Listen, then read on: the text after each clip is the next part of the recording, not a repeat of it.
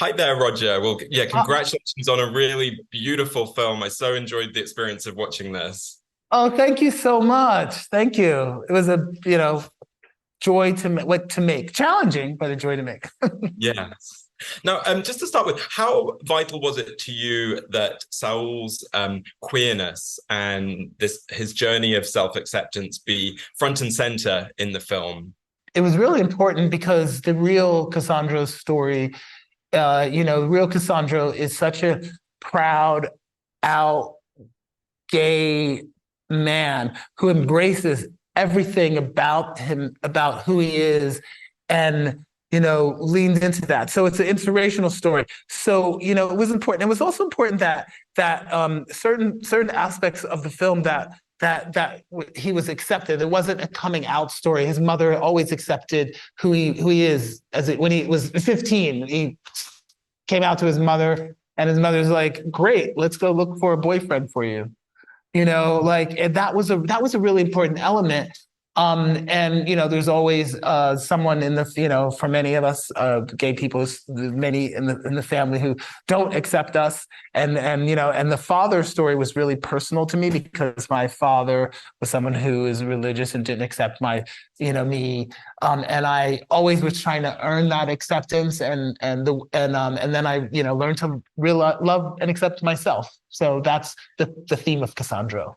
And when you first met him in real life, as you were embarking on making the documentary short, it sounds like pretty early on you thought, I want to make a narrative feature about Cassandra. So what was it that kind of made you think that that excited you about that prospect, and made you wanted to translate it into a narrative feature?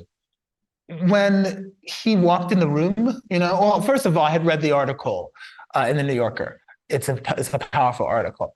But when he walked in the room and I just saw his charisma and his energy and his confidence and just inner beauty and outer beauty, I was like, wow. And then when we did the interview and I was just so moved by his story and he told it so beautifully. And I said that day, this is my first feature film. This is it. This is my first narrative scripted feature film, and never look back. And was there anything that stood out as particularly significant about the time that you spent with him that helped sort of unlock the story or guide the way that you wanted to tell it? Well, it was his relationship with his father. He had a very complicated, complex relationship with his father, who didn't accept him. And it was interesting because there was a moment where he said to me, "I've learned to accept the limitations of my father, uh, and not base my existence on that." And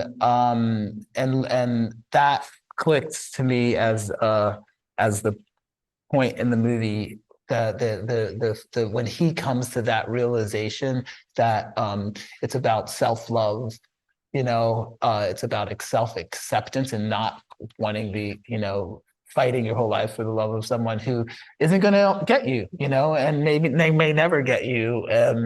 Has as his father says in the movie, couldn't help the way he turned out. And as well as being like character focused and quite emotional and moving, it's also a lot of fun as well. But I feel like this could have you could have really gone quite outrageous and very very camp. But what were your guiding principles for the tone and maybe the visual style of the film too? There was a period where the script was very camp and over the top, and then I realized that wait, this world is already like that. The world is already colorful. They're wearing colorful masks and costumes. Like, you don't need to be. What is important is the quiet emotional moments in the story. I learned that at the Sundance screenwriting lab and the directing lab. I learned that it was those moments to contrast the big spectacle of it all. Those were going to be powerful, powerful moments. The relationship with his mother, those beautiful scenes with Yocasta, the relationship with his lover, with Gerardo, that even though it was a forbidden relationship and it was a complex relationship, the tender, loving moments between them. One last question for you, and it's for your favorite piece of LGBTQ plus culture. So it could be a book or a movie, a TV series, theater, music, or a person who identifies as LGBTQ plus. So someone or something that's had an impact on you and really resonated with you. Oh God, it's hard to choose because normally I would say it's James Baldwin and Giovanni's Room. It was a book that changed my life as a kid.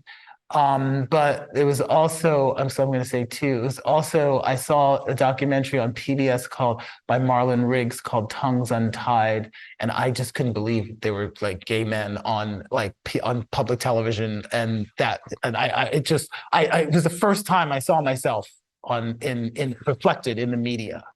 So goes out, Marlon Riggs, Tongues Untied. Thanks so much, and congratulations again on Cassandro. Thank you.